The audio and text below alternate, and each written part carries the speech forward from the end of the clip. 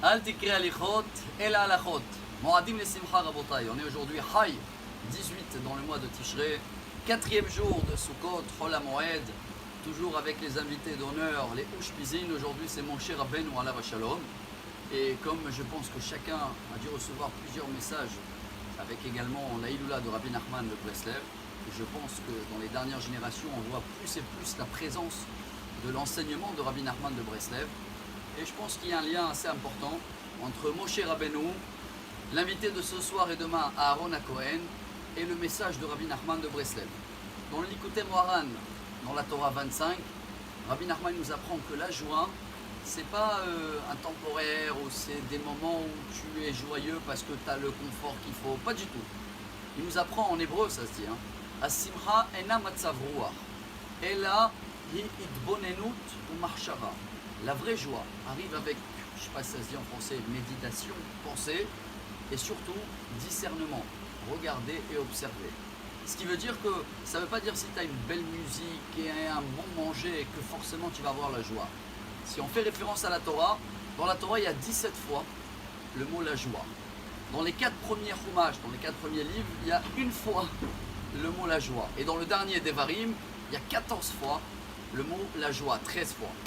Et la première fois dans la Torah, il y a le mot la joie, c'est justement une fausse joie. C'est avec Lavan.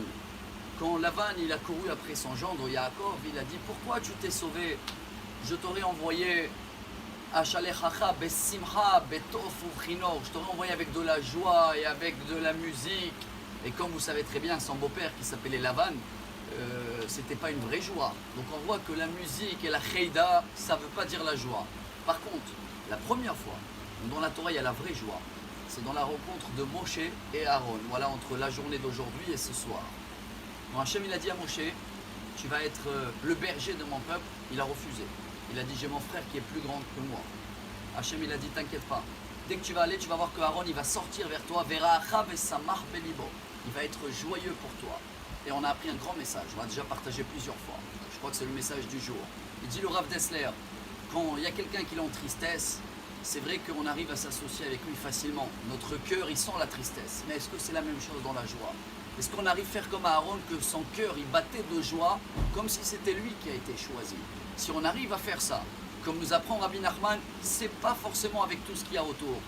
Méditer, penser, discerner, et dans ce cas-là, on peut arriver à une vraie joie, peu importe où on est, quel état de santé on a, quel état financier. Et si on arrive à le faire, chers amis, aujourd'hui, et ben dans ce cas-là, on arrive à Vesamarta bechagecha. Car dans la Torah, 3 fois c'est marqué la joie, dans Sukkot. Chag Sameach est rempli de vraie joie. Amar Rabbi Elazar.